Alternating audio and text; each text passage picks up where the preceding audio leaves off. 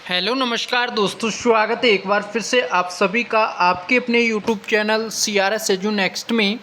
दोस्तों, यदि आप भी 4th ग्रेड की तैयारी कर रहे हैं तो दोस्तों ये क्लास आपके लिए काफ़ी इम्पोर्टेंट रहने वाली है, क्योंकि आपको इस क्लास में हिंदी का मॉडल पेपर कराने वाले हैं, जिसमें आपको टोटल 20 क्वेश्चंस देखने को मिलेंगे जो कि सिलेबस के अकॉर्डिंग है। तो दोस्तों क्लास को अंत तक ध्यान से देखना है और आपको बताना है आप 20 में से कितने क्वेश्चंस है वो सही करते हैं। तो साथियों क्लास को स्टार्ट करते हैं। तो हमारे पास में पहला क्वेश्चन है, अर्ध सरकारी पत्र के लेखन के संबंध में इनमें से अनुपयुक्त कथन है। तो इनमें से गलत कथन है वो कौन सा है अर्ध सरकारी पत्र के लेखन के संबंध में। तो इसका जो राइट आंसर होगा वो हो जाएगा ऑप्शन नंबर 3, अन्य पुरुष बहुवचन युक्त भाषा का प्रयोग होता है इसमें। तो यह है गलत है, इसमें अन्य पुरुष बहुवचन युक्त भाषा का प्रयोग नहीं होता। बाकी तीनों सही है। किसी व्यक्ति किसी विषय पर अधिकारी की निजी सम्मति को प्राप्त करने के लिए इसका प्रयोग किया जाता है। स्मरण पत्र भेजने पर भी उत्तर न प्राप्त होने पर, और पत्र की भाषा सरल और स्पष्ट होती है। तो तीनों बातें सही हैं।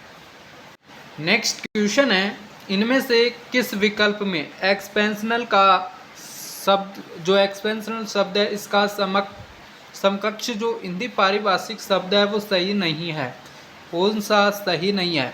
तो इसका राइट आंसर होगा वो हो जाएगा ऑप्शन नंबर 3, स्वीकारात्मक। नेक्स्ट क्वेश्चन है, निम्न में से सुमेलित विकल्प नहीं है। तो दोस्तों निम्न में सुमेलित विकल्प है वो कौन सा नहीं है? तो एक तरफ हैं मुहावरे दे रखे हैं, दूसरी तरफ उनसे संबंधित अर्थ है, तो कौन सा सही नहीं है?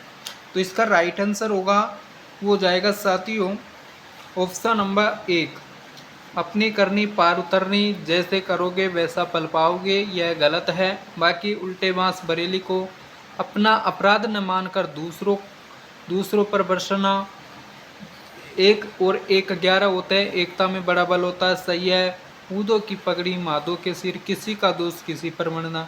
बाकी तीनों सही है, पहला गलत है। अगला क्वेश्चन है, निम्नलिखित वाक्यों में से अपूर्ण भूतकाल का उदाहरण है। तो अपूर्ण भूतकाल, तो इसका राइट आंसर होगा वो हो जाएगा ऑप्शन नंबर 3, प्रिया और सिया साथ साथ पढ़ रही थी। अपूर्ण भूतकाल होता है यानी कि जो पूर्ण नहीं हुआ हो। तो इसमें हमें पता चल रहा है कि प्रिया और सिया साथ साथ पढ़ रही थी।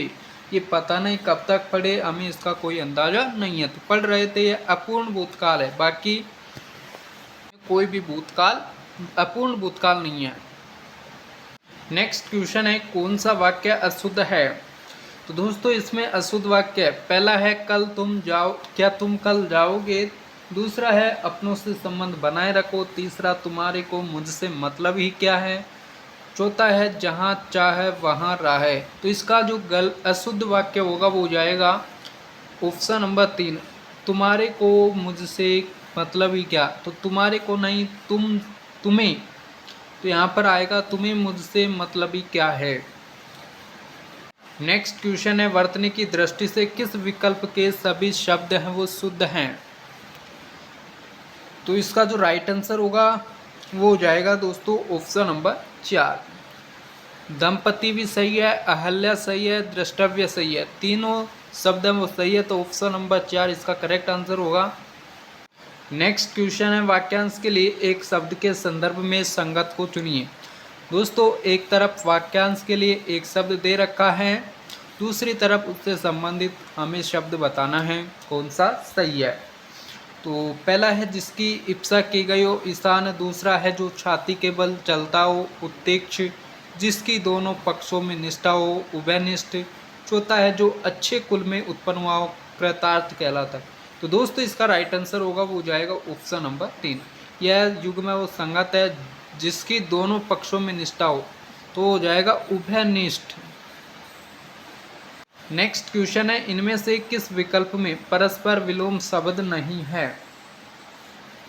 तो इसका जो राइट आंसर होगा वो होगा साथियों ऑप्शन नंबर 3, आवाज़ का विलोम शब्द विकास नहीं होता है। एक का अनेक सही है, जड़ का चेतन, नूतन का पुरातन, बाकी तीनों सही है। नेक्स्ट क्वेश्चन है विलोम शब्द नहीं है तो निम्न में से बताइए कौन सा युग्म है जिसमें विलोम शब्द नहीं है। तो राइट आंसर होगा इसका ऑप्शन नंबर 2। उत्कर्ष का दे रखा है निष्कर्ष, तो ये गलत है। बाकी जड़ का चेतन, प्रत्यक्ष का अप्रत्यक्ष, यश का अपयश, बाकी सही है। तो दूसरा जो युग्म है इसमें विलोम शब्द युग्म नहीं है। नेक्स्ट क्वेश्चन है 10वां, कपड़ा का पर्याय बताइए। तो दोस्तों कपड़ा का पर्यायवाची शब्द है वो कौन सा होगा। करेक्ट आंसर हो जाएगा ऑप्शन नंबर 2 वसन। नेक्स्ट क्वेश्चन है किस विकल्प में सभी शब्द पर्यायवाची व पृथ्वी के पर्यायवाची शब्द हैं। तो दोस्तों बताएं निम्न में से कौन सा विकल्प है जिसमें सभी शब्द हैं वो पृथ्वी के पर्यायवाची शब्द हैं। राइट आंसर हो जाएगा इसका ऑप्शन नंबर 3 मही, विश्वम्भरा और धरणी, ये तीनों पृथ्वी के पर्यायवाची शब्द हैं। तो दोस्तों नेक्स्ट क्वेश्चन है माधुर्य शब्द में कौन सा प्रत्यय लगा है। तो माधुर्य शब्द में प्रत्यय हो जाएगा वो होगा दोस्तों ऑप्शन नंबर 1 यह प्रत्यय। नेक्स्ट क्वेश्चन है संस्कृत शब्द में कौन सा उपसर्ग लगा है। तो संस्कृत शब्द में उपसर्ग हो जाएगा दोस्तों ऑप्शन नंबर 4 सम उपसर्ग। अगला क्वेश्चन है निम्न में से किस शब्द का संधि विच्छेद सही नहीं है। तो दोस्तों इसका जो करेक्ट आंसर होगा वो हो जाएगा ऑप्शन नंबर 1 पित्रादि। इसका जो सही संधि विच्छेद है वो गलत है। नेक्स्ट क्वेश्चन है संधि की दृष्टि से संगत विकल्प का चयन कीजिए। तो राइट आंसर हो जाएगा ऑप्शन नंबर 2 सही कथन वो हो जाएगा अध प्लस पतन। तो इसका हो जाएगा अध पतन विसर्ग संधि है।